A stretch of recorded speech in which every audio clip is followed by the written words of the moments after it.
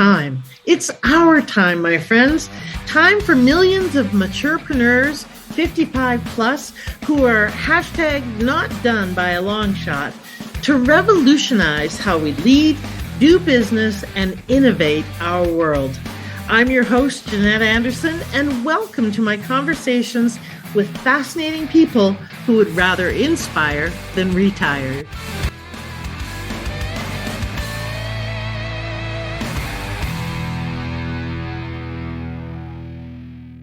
I'm going to take a risk and say something super controversial. Prejudice is wrong. Whether it's based on race or gender or disability, sexuality, or age, most of us believe people should be judged on their character, contributions, and capabilities, not on assumptions and stereotypes. But here's the uncomfortable reality. People rarely change because something is morally right. Most change happens when there's a compelling reason to do so. And that's one of the reasons I'm excited about today's conversation. My guest, Jacynth Bassett, is one of the world's leading voices on age inclusion. And what's fascinating is that she understands something many advocates miss.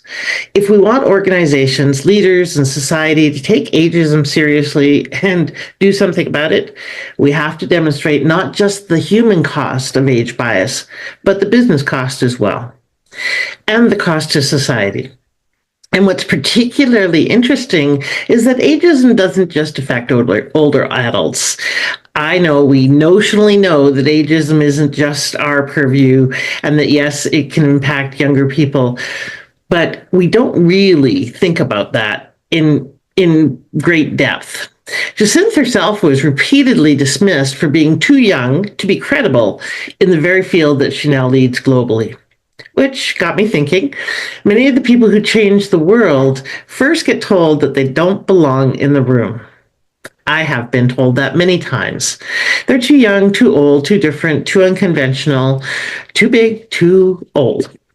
They're the rebels, the outliers, the contrarians, and thank goodness for them, for you, because those are often the people who challenge assumptions, create movements, and move society forward. One of the gifts of getting older is that many of us finally stop asking for permission.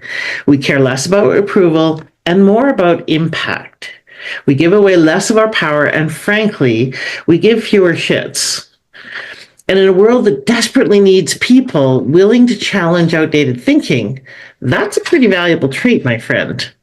So today we're going to talk about ageism, age inclusion, generational diversity, and why every age has something valuable to contribute. Good morning, everyone, and welcome to this episode of the Maturepreneur Podcast, or afternoon or evening, or whenever you're listening to this. Welcome. I'm glad you're here.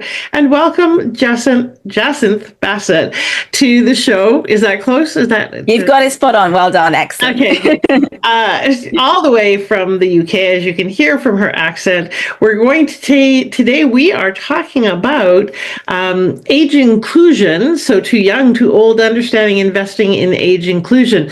Now, of course, those of you who are looking at Jacynth may be thinking, wait, what is she doing on a show about ageism and aging and so forth? She is the founder of Ageism is Never in Style. So we're going to be talking about that and her journey and so on in just a moment. But first, I'm going to tell you a little bit about her formally. Then we're going to find out the juicy, salacious details behind the scene. How do you say that, Jacynth? No one ever gives me any, but maybe you've given me some ideas. Now I'm thinking, okay, good. Excellent. So sitting at the intersection of culture, commerce, and strategy, Jacynth is widely regarded as one of the most distinctive, actionable, and commercially driven voices shaping the global age and generational inclusivity. At the heart of Jacynth's work is the bold, inclusive, and intergenerational ethos. She has long championed the engagement of all ages, first recognizing the urgent need to transform attitudes towards aging at just 19, while studying at the University of Cambridge. Witnessing her parents being increasingly marginalized because of age inspired her to challenge outdated thinking, confront age bias, and re-engineer norms, structures, and behaviors. Love this. From this, she has pioneered a new approach to aging, life stages, and longer lives, one that actively engages and includes people across all generations. So now you can see why I'm really thrilled to have her here. So welcome, Jacynth. I'm glad you're here. Thank you very much for having me, Jeanette. And obviously you have been doing this for a while, which is quite surprising to most people. So tell me, first of all, something about you people would never guess. Maybe even your friends don't know. What would surprise people? Besides the fact that you're an ageism advocate. Yeah, I know. I'm trying to think. I'm quite an open book, so it's quite a tough one to say, what would people not know about me? I mean, the one that I often share, although my friends know this, is that I can't ride a bike. So it's a random fact, but it is one that a lot of my friends find very funny. So, you know, and on that idea, you're never too old, never too late. For me, one day, maybe I will never be able to learn to ride a bike. That's right. So that's possibly one. That's very funny. Okay. Yeah, it makes me go like, what? Did you have a deprived childhood? What's going on there? Okay, so let's jump. I just tried, and then I did a lot of dance. I think I just decided I preferred doing other things. So, and then the scooter craze started. So I started using a scooter instead. It's a whole story, but basically I just can't ride a bike. Okay, awesome. So we're going to be talking about ageism across kind of the course of one's life and what ageism inclusion really means. And how do we address age bias at both ends of the spectrum, of course, so that we have truly inclusive workplaces and world society. Give me just the very short version of why the hell you're running a ageism is never in style empire. So it's like you said, it really came from my parents. So my parents had me at the age of 40 in the early 90s. So my mum was classified as a geriatric pregnancy. And from quite a young age, first on a subconscious level and then more consciously, I became quite acutely aware of the fact I had parents who were older than the majority of my peers' parents. And even my parents, who to this day will probably try to deny this, they themselves had a lot of internalized age bias around themselves, holding themselves back, thinking they were old, even in their 40s and 50s. So I think that was kind of the seed. And then, as you said, when I was at Cambridge, I had this light bulb moment where I started thinking about wanting to go into more business, be more entrepreneurial, but have a positive impact and legacy. And how we had aging populations, shifting demographics, but nothing was set up really to support that. And everything is still, I mean, this was back in 2012 when I had the kind of light bulb moment, but even to this day, the majority of society, certainly in Western culture, is very engineered to support youth. So that was really where it all came from. I first set up a fashion business to champion age inclusion. And we really were the pioneers of age inclusive styles. So some of the models you see today and things like that, we would very proudly help sort of launch their careers and find them. And we set up Ageism is Never in Style as a community platform just to get the conversation going, because I realized if you want to change hearts and minds and change narratives, you had to get people talking about aging. And at the time, the landscape was pretty negative. I mean, it's still not great, but it was much worse. Very few people wanted to talk about age, if at all. And if it was only through a negative lens. So that was where it came from. And then over the years, that was 10 years ago, Ageism is Never in Style grew. I was being asked to do more public speaking, consultancy, work across different sectors and industries, and really it came to where we are today, which is this global consultancy and community platform. We separated it from my fashion business a couple of years ago because it had become this force, and it continues to be, that really has become quite synonymous with the age positive movement. Even the term ageism is never in style has become quite the empowering cry. And you know, I think people, even the other day, someone in Canada, they asked like 200, 300 badges for us to send to them so they can promote the message. We have free badges on our website that anyone can wear. So there you go. There's a free thing we were talking about, what you can gain from us. So so that's really where it all came from. But it's grown in a way that I would never have envisaged. But isn't that sometimes the best sort of things? Yes. Okay. Fascinating. There's a bunch of things in there I want to follow up on, which is why I write notes because, Yeah, absolutely. So the first thing is, well, you mentioned legacy. Were you really thinking of your legacy at 1920? Do you know what? I think I was, but not necessarily in. I don't know if I put the no. I hadn't got the word. I think it was only a few years ago I went, oh, it's legacy. But I knew I needed to do something that felt like it had a positive impact on the world and made a lasting change. I think whilst I was studying law, and whilst, with all due respect to lawyers, you can have fantastic careers and work. My parents are lawyers, my family lawyers, like all lawyers. But I didn't want to just be a part of a system that I think not all, but a lot of lawyers are, and a lot of other careers are. I think I've always been a bit of a disruptor. I never chose the easiest route. I said to my mum the other day, it's funny, when I was younger, everyone used to say to me, you're going to be one of the people who could have whatever career you wanted.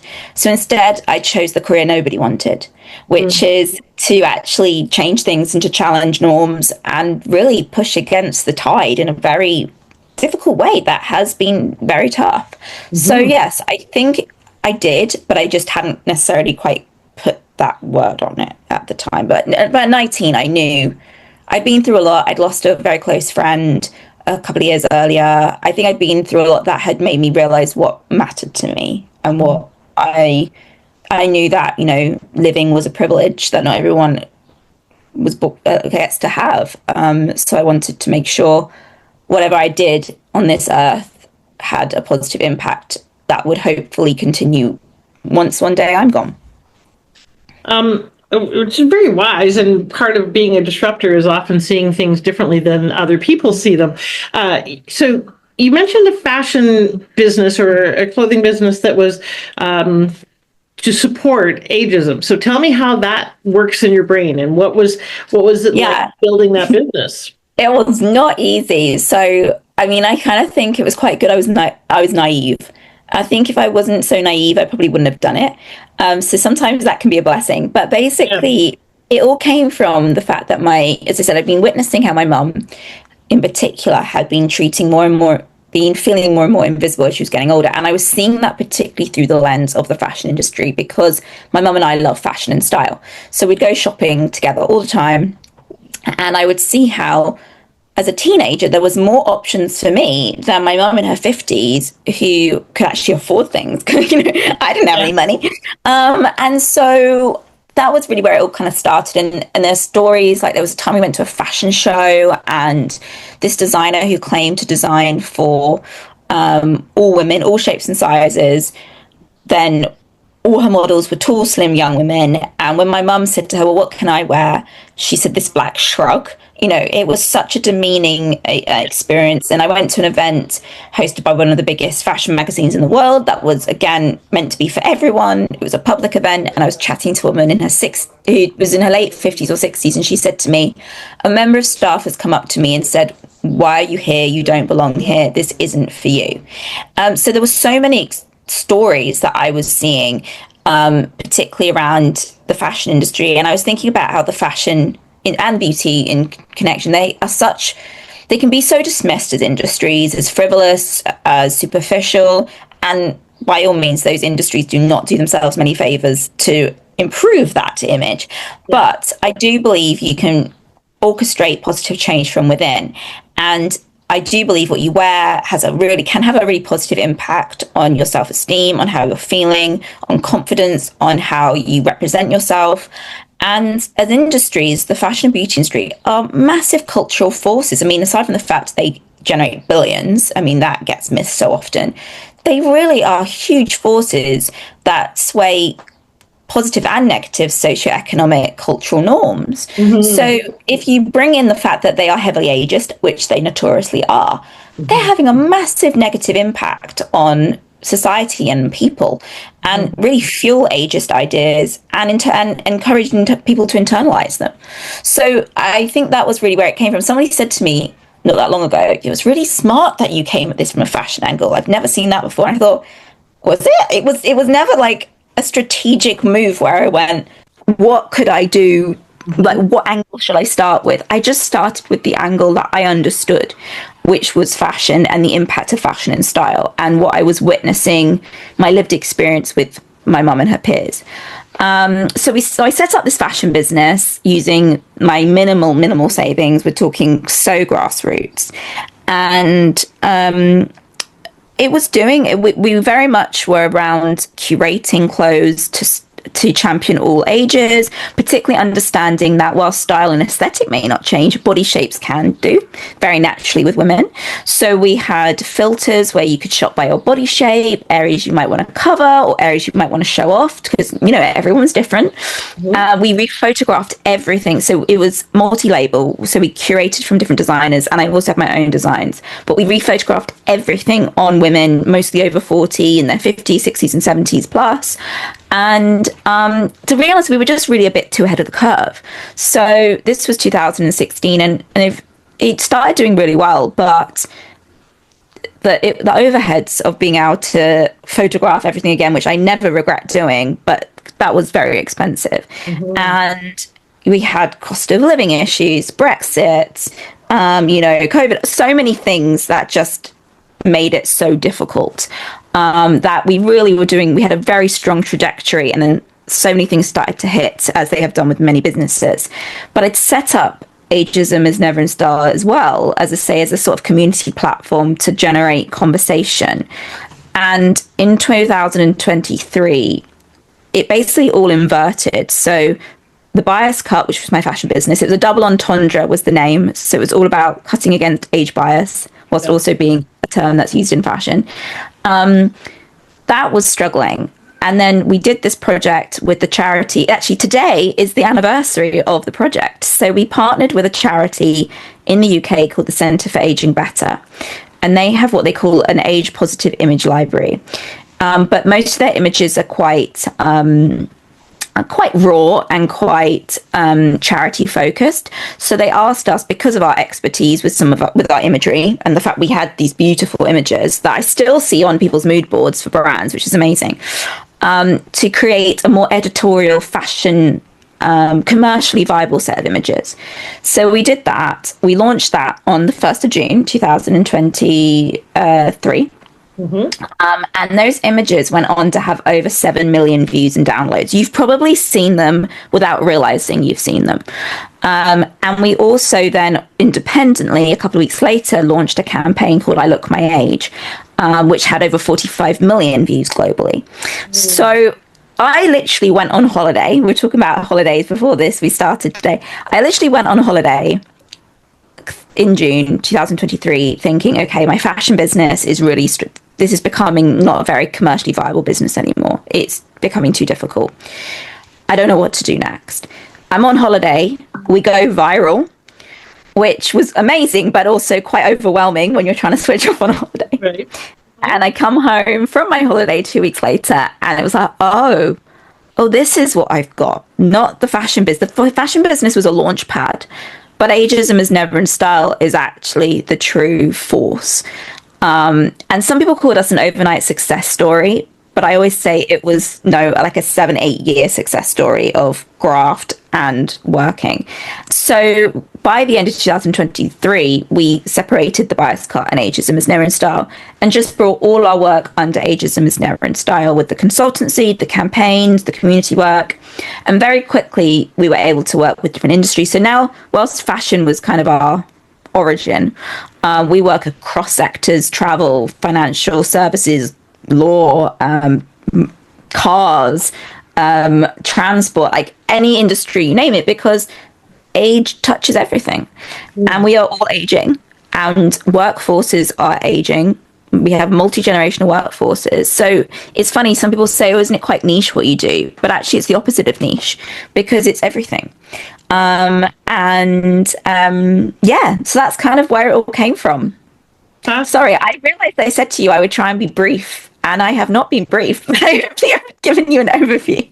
lots in there that I just want to highlight for people, because I think it's a really good example of the kinds of thinking that have you move forward. So one of the things that you said was you started with what you understood, and took your lived experience, saw a problem, and then simply started to work on creating a solution. So for those of you who are listening who are thinking, okay, well, I don't know what I could do, take that advice. Start with what you understand, your lived experience, but also where do you see the problem that you want to solve or the gap that you want to fill?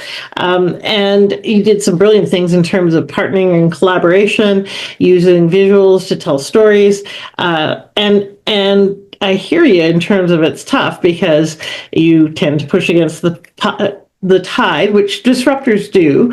But what would you say? And I can't wait to, take a look. I always wanted to create a brand because I always got pissed off about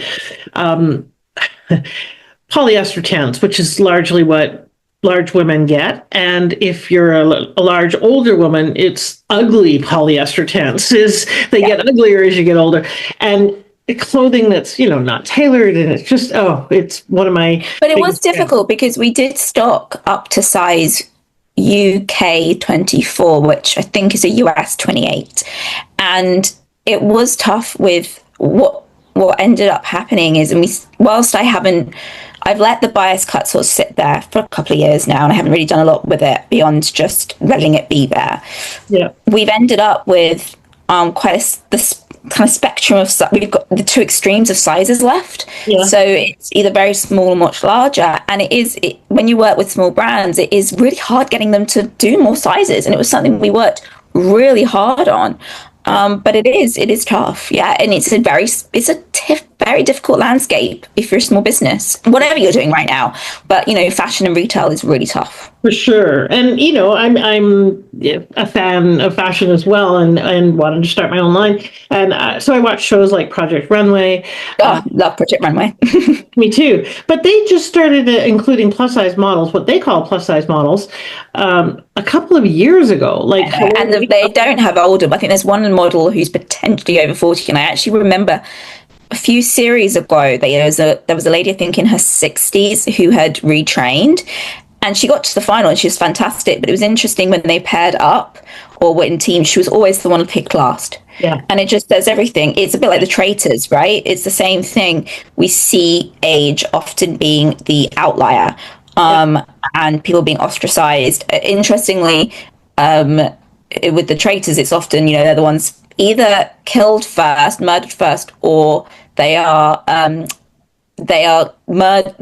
murdered because they're like, they're too nice, or they're underestimated. They definitely couldn't be a traitor. Oh my goodness, because they're the sweet older woman. It's like, what? This is ridiculous. So, I'm tempted, although there's lots of obstacles, but I am working right now on putting in, speaking of reality shows, an application to Survivor. And one of my lines to the selection team is, look, no one's going to expect the blue-haired granny, even though I'm not, to be an agent of chaos. So it'll be a wonderful little twist. Do you know what we should apply? My husband calls me an agent of chaos, so we should be like, maybe we should apply as a duo on it, and no one will expect that we'll be each other or anything like that. Right, we go in with an alliance. I like that. Okay, so tell me about the work that you do, because you mentioned your photographic campaigns and so forth. What is the business of Ageism is Never in Style? So we have 3 pillars to our work, and I think this is where it's interesting because most people kind of see one of the pillars, but not all 3. And it is something I need to do better at, is making it more clear what we do across the 3, because we have this massive following on social media. Most see that pillar, then we have the following on LinkedIn. So let me explain what it is. So the first pillar is our strategic consultancy. So that's where we work internally with Fortune 500s, global brands, SMEs, nonprofits, whatever scale it is, to essentially turn age inclusion into a competitive advantage. So to realize the opportunity, there are challenges, but it's also a huge opportunity to realize the value in fostering age inclusive workplaces, and both from a strategic side and a cultural side, and also in terms of a market side, there's a massive consumer base for recognizing age inclusion. And also one of the things that we do a huge amount of, which is really powerful at the moment, is again recognizing that we have up to 5 generations working side by side in the workplace, but there are tensions, there are frictions, not everything's going smoothly, and we work with organizations to help them go from what we say is multi-generational coexistence to intergenerational cohesion.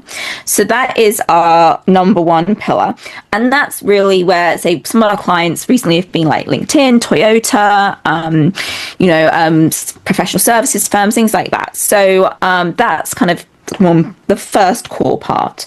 Then there's our campaigns. So this is where we create the visuals. So some brands come to us and say, we'd love to do a public campaign for our own company that we want to be better at marketing to a certain demographic, or to be more age inclusive, or be more intergenerational. So we help them conceptualize, we support their teams. Like, we're not an agency in the sense that we're not going to be a creative agency. So we don't create everything. I mean, we can do, but we don't. We often will complement the PR, the creative teams, things like that, to workshop an idea and then execute a campaign. Sometimes brands say to us, can we sponsor one of your ones that you've already got coming out? Some say, can we come up with one together? Some keep us behind the scenes. So it's, just us working with them, again, in a more consultancy capacity, and then they execute the campaign. And then our third pillar is our community. So we have a global community of over 310,000 with a 90-day reach of, it fluctuates a bit between about 5-6 million. Sometimes it gets even higher. And through this, we do social brand partnerships with brands. And also we have a content creator and a modeling network. So those are completely free for individuals to join.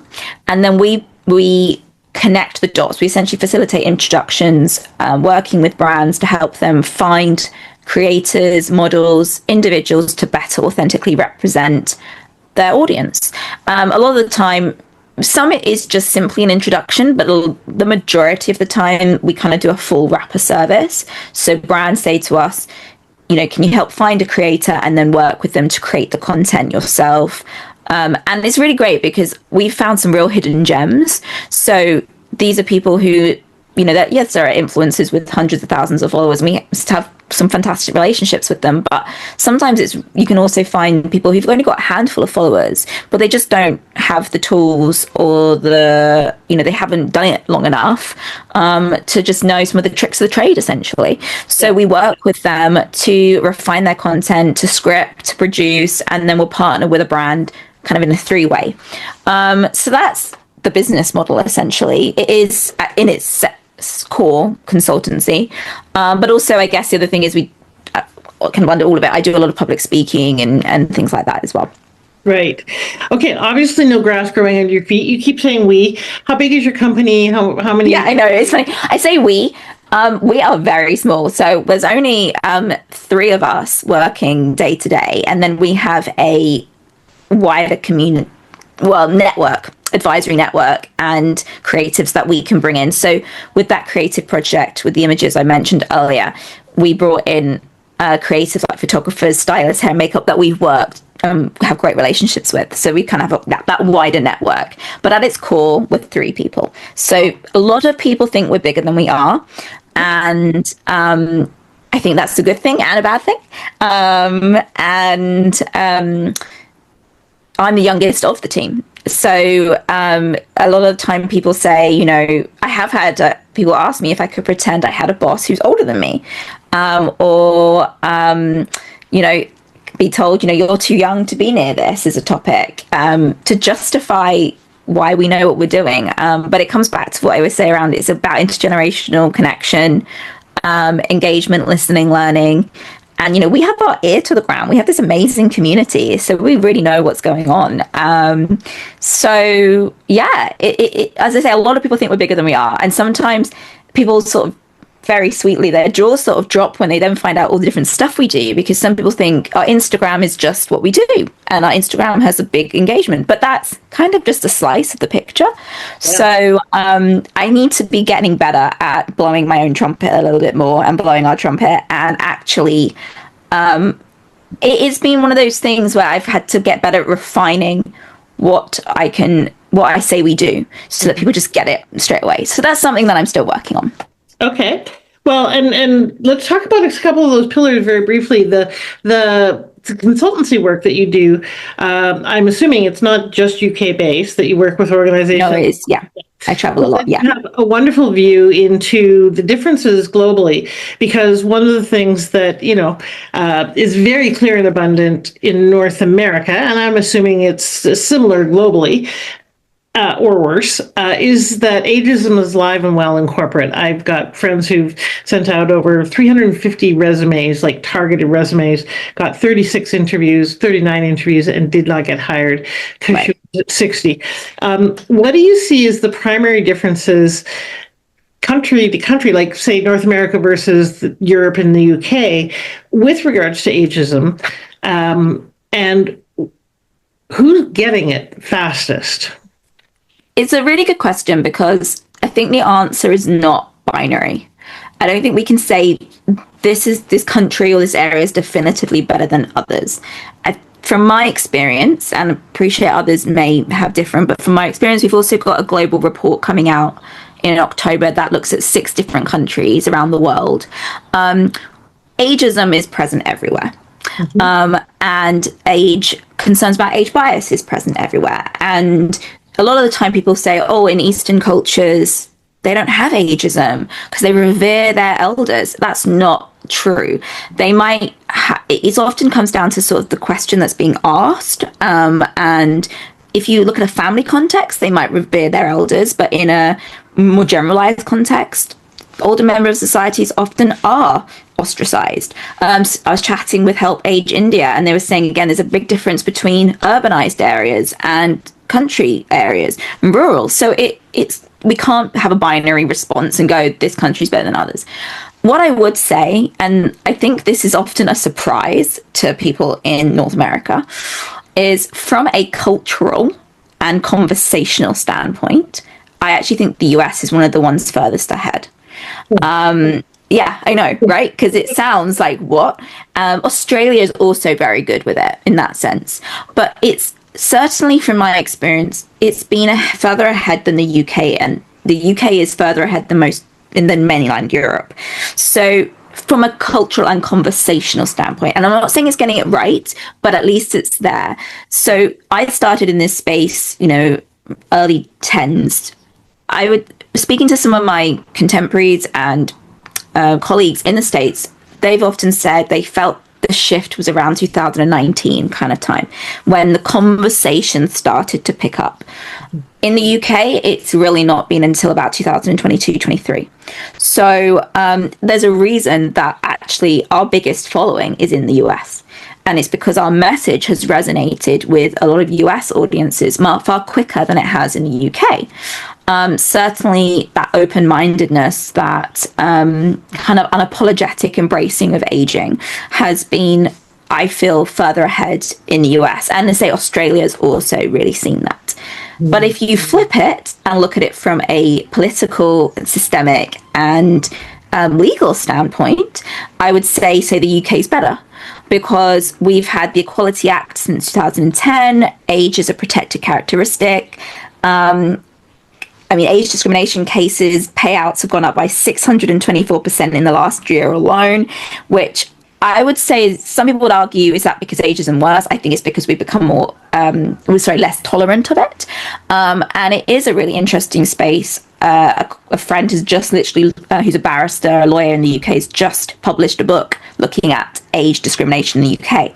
But I think, and it is thorny, complicated terrain, but the fact that age has been a protected characteristic since 2010, you've got in the US, for example, over 40s is a protected class since I think 1960s, which you could say, okay, that's great. They've had more protection since then.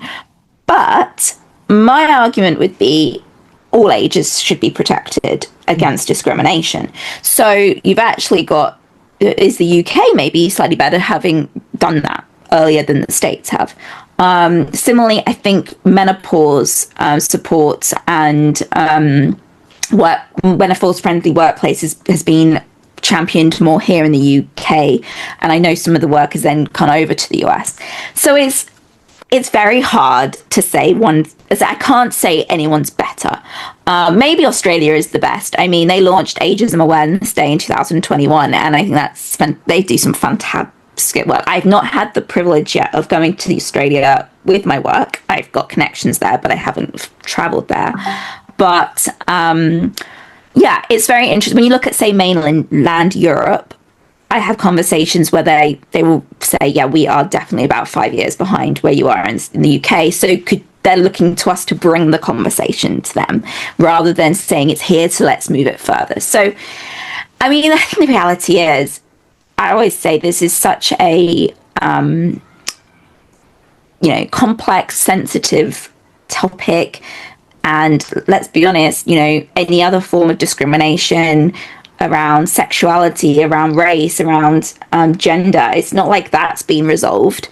Mm-hmm. And so I think we have to be realistic to know it's going to take a long time for this to be unpicked and to be addressed.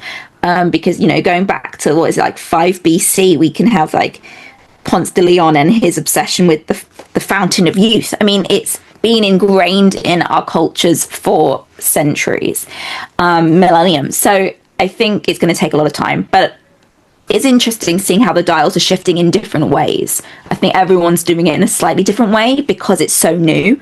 And then you start looking at certain countries like Singapore or South Korea, Japan, which have much more aging societies. And there are definitely examples that we can learn from them on how to better cater to older populations. Like Singapore launched I think it was in 2015, it launched a big action plan around aging. So I'd say some of those countries have doing things that are really interesting. Have they got it right yet? Remains to be seen because it's so fresh. But I think we can, pull case studies and examples from different countries, but nobody's getting it spot on yet. Well, and on that note, in terms of trends, one of the things, my goal is to end ageism through entrepreneurship, or at least do my best to support that, because I do believe that we still have a tremendous amount of bias in the workforce. Right. And as much as the conversation is starting to shift, I think we're still largely tokenizing that conversation. Without a doubt. Yeah. And so really, truly, most people don't realize 65% of North Americans can't afford to retire and can't get jobs. So really the only option they have is entrepreneurialism, but that's not really on anybody's radars. Like you mentioned, there's a lot of shifted the last couple of years. When I started this, shifted my business, my brand focus to Maturepreneurs 2.5 years ago. I had a hard time finding people and organizations and groups that were doing this work. There's lots in the ageism realm, lots in the retirement realm, but virtually nothing in the refire, not retire realm. Yeah. And even in the ageism, there was not a lot of people that were visual, vocal, and seen and heard and organized. Now it's almost impossible not to throw a rock and hit someone in this field, but still very little around entrepreneurship. What have you seen in your work with the various companies and countries and places that you've worked around entrepreneurialism as the alternative? Because it's, I think, largely overlooked and dismissed, especially for this overlooked and dismissed demographic. I agree. And I think I think what you've said there is spot on as well. There's a lot of fractured work and there is pockets of people doing things, but there isn't a lot of joining the dots. And I think that, as you say, there's more and more people talking about ageism. I think there's a lot of misinformation. I mean, things like some of the stuff on LinkedIn I'm reading, I'm like, okay, this is quite ageist in itself, some of the messages that are being shared on LinkedIn to try and galvanize people into fighting ageism. So I think that's a lot. Just an example of what you mean by that. I mean by that there's I often see people write comments or posts that are meant to empower and uplift, say, people over 50, but they do it at the expense of younger people. And it shouldn't be either or. It's not about pitting generations against each other. It's not about saying one age is better than the other. It just ends up being then just hypocritical and completely counterproductive. So I'm seeing a lot of that. From the entrepreneurial side, I think there's been some reports and work done in the UK, interestingly, about midlife entrepreneurship and banks, financial services recognizing that, you know, they need to bring out new products and services to better cater to and serve shifting demographics. I think that it is not explored enough. I think you've got the double whammy with age and gender. We know women are discriminated against when it comes to entrepreneurship. And then you've got, I mean, I still remember the time someone said to me at a women's entrepreneurship event, someone said, I would never invest in a business that only had a female founder. It would have to have a male co-founder. And this was only like 5 years ago. So, and then you have the additional layer of age and ageism. So I think there is still a huge amount of discussion and progress that needs to be done. I do see, not from my experience with working with our clients, to be clear, but I have seen this with some other brands and businesses. I'm not sure how I feel about this. They do layoffs and then they're trying to say, but it's okay, you could become an entrepreneur. I'm not sure that's how you do layoffs. I think that needs to be considered with a lot more sensitivity. But I have seen that done with some, I think, organizations in the UK where they've tried to kind of alleviate the issues of being, you know, made redundant by suggesting new career routes to those being made redundant. I'm not sure that's really appropriate, but okay. I'll leave that to others to kind of think about. But one thing that I am personally quite proud of is through our content creator and modeling network, we have enabled people to become entrepreneurs. We have enabled women. Well, the majority of our members are over 50. We have enabled them and supported them to start new careers, side hustles, businesses that really have brought them, you know, people have gone viral overnight through our campaigns, and they've been able to open new routes for themselves. A couple of weeks ago, we hosted a weekend retreat in the UK where we invited 11 different creators, all of different scale in terms of followings, and a number of them have I mean, it was a wonderful trip, but, you know, a number of them have messaged me since and gone, the trip's inspired me to retrain to do this or study this, and I'm going to set up this as a new business. So I'm really proud that we've been able to be a part of that journey and can better support it. And actually what is nice is the brands are so brands that partner with us through it are like, yeah, we would really love to be involved in this too. So brands are kind of realizing that's a really great space to be, to support particularly women as they get older in entrepreneurship. But yeah, there's so much to do. I mean, there's such a long way to go. And I think one thing that will be very interesting is we have a report I mentioned coming out in October, and it actually looks at AI and age and generations. And obviously there's so much concern and worry around AI screening out applicants, age bias. And so hopefully I feel the report really builds the case for better cultures and, you know, workplaces and things that actually address that. But it is, the reality is, what I find is when I started all of this, I came at it from a position of thinking it's the right thing to do. Very early on, I realized most people or most businesses don't care about that. They care about the smart business choice. So I've been more and more focused on that business case. And when you present the business case, it's like light bulbs go off and jaws drop. You know, we have aging populations, dropping birth rates. When you point it out, just that you have flawed business models if you're not supporting people to work longer and actually helping them work longer. You know, as you say, people can't afford to retire. You know, if we don't adjust and adapt to that, we are already on track for a big problem. So when you present it like that, you just see sort of the light bulbs go off, and then it's not so hard to convert people, but you have to sometimes present those cases, which, as I say, I would love to just say, don't discriminate, don't be prejudiced, don't be biased. But if you also present the business case for it, people do sit up and listen, and certainly organizations do. Absolutely, because there's a lot of, there's a bunch of stuff going on in corporate, like you mentioned, redundancy. The ironic part of that is they lay off what they consider to be more expensive resources. Right. Lose a lot of the contextual framework. And they need to be having that institutional retention. And like we say with AI, I mean, it's actually interesting with younger generations are also really concerned about AI because they're losing opportunities for those more junior roles that they probably would enter the workforce in. So if you're losing those roles, you then need to ensure you have multi and intergenerational teams that can combine critical thinking, institutional knowledge, wisdom that can come at all ages, experience, insight, resilience, all these things to actually work with AI. AI is here, so it's going to happen. So you actually need to be retaining these people to ensure that you don't just end up in a big, storm that it could create. So I think that there is... I think there's a lot of now doing the work to better educate and build awareness, but it's trying to get it on those agendas. I think what I'm definitely seeing is it's getting attention at sort of network and ERG level, but we need to be getting it higher on the strategic agenda for business and organizations as well. Absolutely. And I often say AI is the great leveler. So as much as it is taking away jobs, it's also eliminating the whole myth of older people are not technically savvy, because you don't have to be technically savvy in the same way.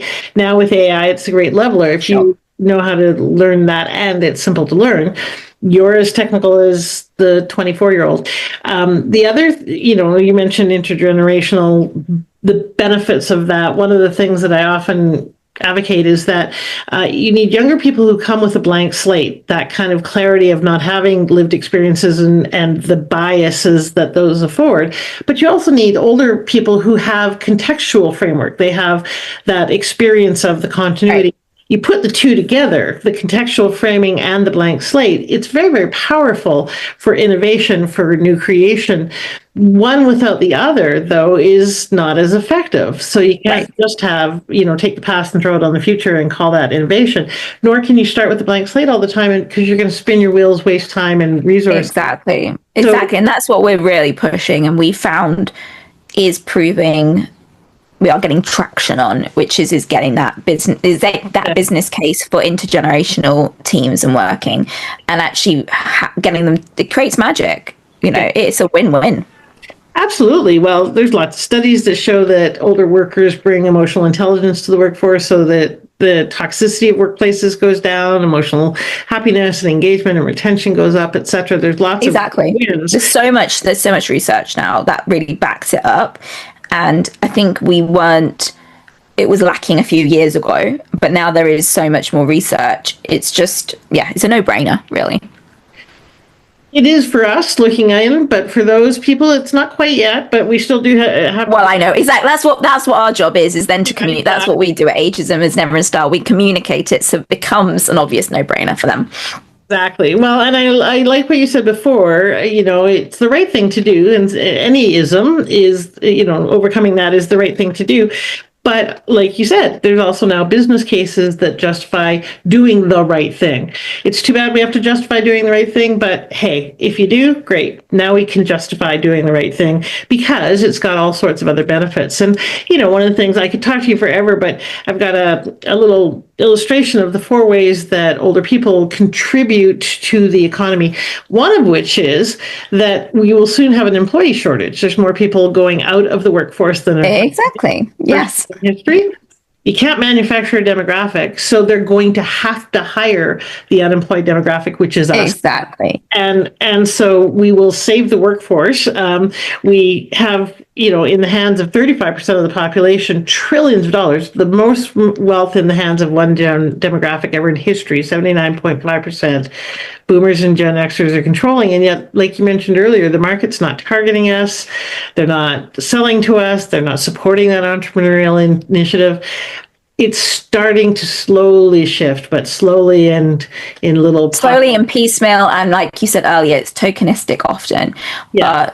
But you know, we are, and it's what I do see that's really interesting is some organizations who weren't sure about it a little while ago are coming back to us and are going, do you know what, we've listened and actually we need to do something differently now. Yeah. So, but as you say, I mean, it's I probably, being that agent of chaos, it didn't go down great when I once went up to a board member at a big global American-led law firm a few months ago, and when I said to him about their retirement policy, mandatory retirement being in its 50s, is that smart? He said, he gave me, and he himself was not far off that age. He gave me all the excuses as to why it was the right thing. And then when I said to him, well, you do have a business model flaw though, don't you? Because you're not going to have all the younger talent coming in because the birth rates are dropping and we've got to work. And he sort of, yeah, you might have a point there. I mean, he wasn't very happy with it, but I thought, you know, you need to think about this, you know, even if it's for you, it might be a 15-10 year future problem, but actually it comes quickly. Yeah, very, very, very. Yeah, we're talking about within 5 years, exactly. A lot of businesses will go under because they can't get employees because they still have ageist thinking and practices. Exactly. All right, there's so many things we could talk about, but I really want to applaud you for the work you're doing. Thank you. How do people find out more about you and the work you're doing? So I would say go to ageism.com. That's where you can there's the community hub where you can find all our stuff around our campaigns, joining our community, content creator network. There's also, if you follow us on LinkedIn, you'll see a bit more about business work. Follow us on Instagram. You'll see more of our culture work. And then we also have a Substack, which I launched, I think it was in September last year, which is a bit more free-flowing, a bit rawer, just kind of having open conversations to spark new thinking and to garner conversation. So if it's kind of a topic that you're already engaged with, that's where I would suggest going, is have a look at Substack. Ageism.substack.com, where I do a lot of free writing and sort of talk about things that I'm observing of some of the stuff we've talked about today. So what's going on in business, what's going on in culture, and where things need to go next. Beautiful. I love that you've got all those resources and sources. I meant to ask you this earlier because you mentioned the content creation and the modeling agency, and they're both free. Is that content creation for companies that are looking for content that addresses ageism, or is it for content creators who want to create a career in? Tell me more about your content creation. So it's more of the latter. I mean, there are some companies who come to us and say, we want to do a reel or a video specifically that talks about ageism. We've got a great new client that's focusing on ageism. But no, more so it's for individuals who happen to be it's actually for all ages. The majority of our members are women over 45, and they themselves are looking, just whether it's a bit of fun, a side hustle, or a career, to create content for brands to better serve them, to be part of better representation, to be more authentic, to really be able to engage properly with audiences.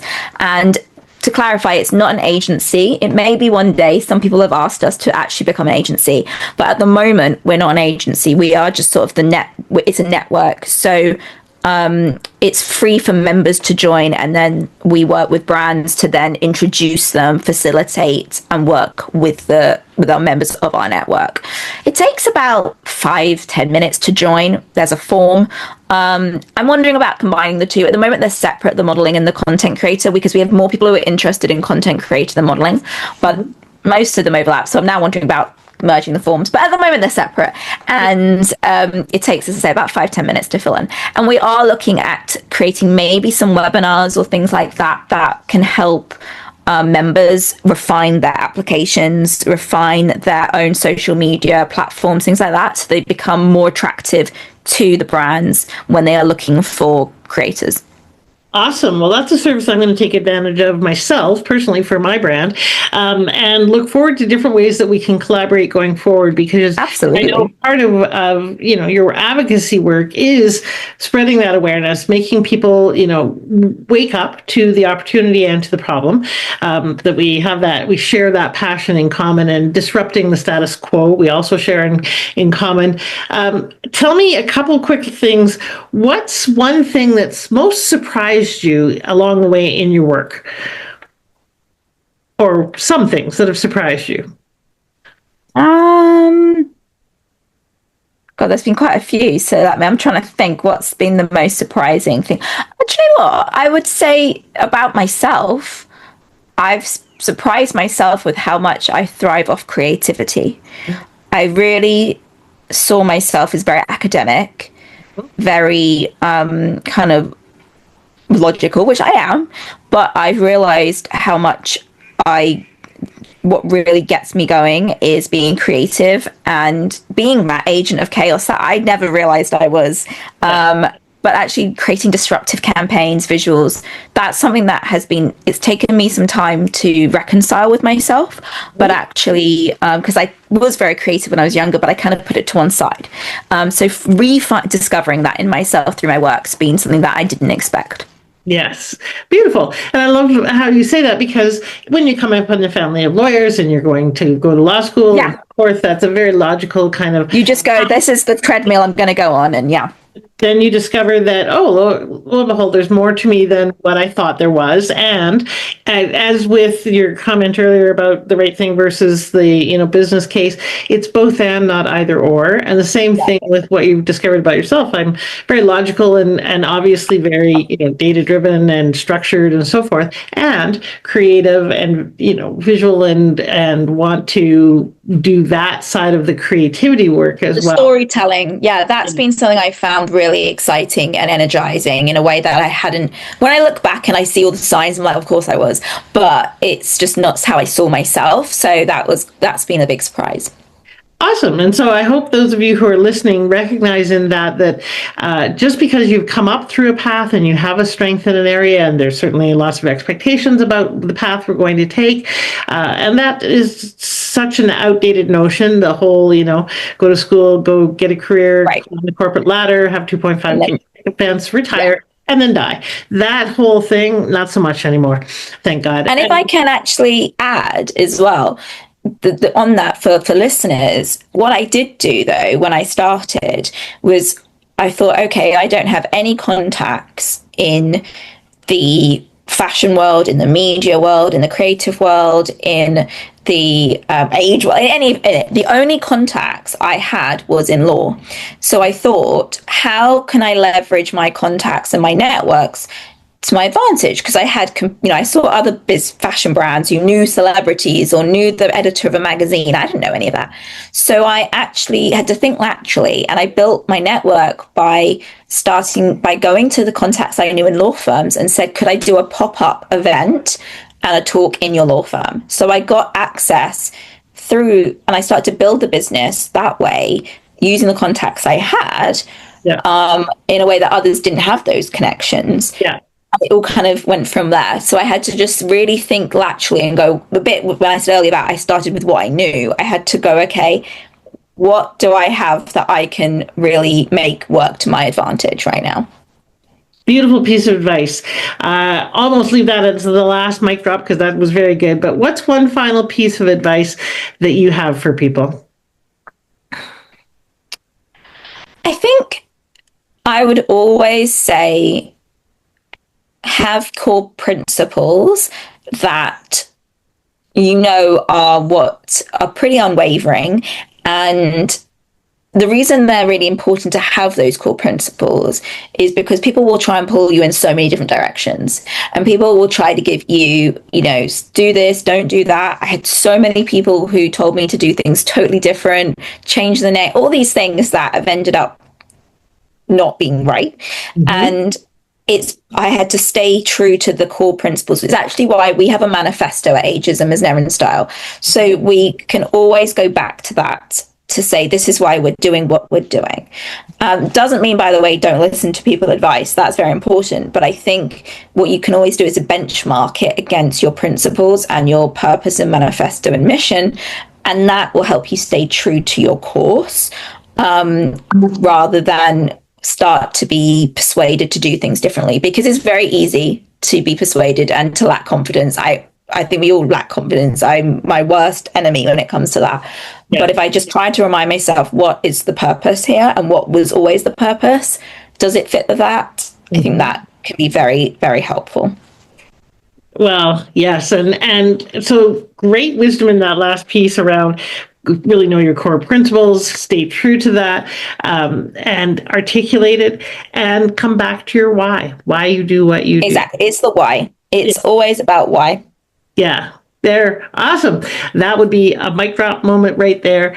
Ladies and gentlemen, if you're listening to this, I hope that you not only took away some really practical nuggets, but that you get inspired by the fact that age inclusivity is on the upswing. Thanks in part to work by people like Jacynth Bassett and her community and so forth, but also because of you shifting your attitudes and watching your internal biases around and ageism towards younger people, being aware of your own internal ageist conversation, and really taking a look at what do I want to be the case instead, and becoming a stand for that, which is really what you've done beautifully, Jacynth, is said, I see a problem that should not be. So therefore, I'm going to do something very tangible and practical about that. So thank you for that work. No, thank you. It's been such fun. And I know we said it was going to be half an hour and I've ended up being longer. I knew I'd be like this. I'm sorry. No, my not my fault, but my pleasure, because yes, I knew you'd have lots of wisdom to impart. So, my friends, it's your time. It's time now. Time for you to be the difference that only you can be. So please take some of what has been shared here today and put it into action. Because if not now, when?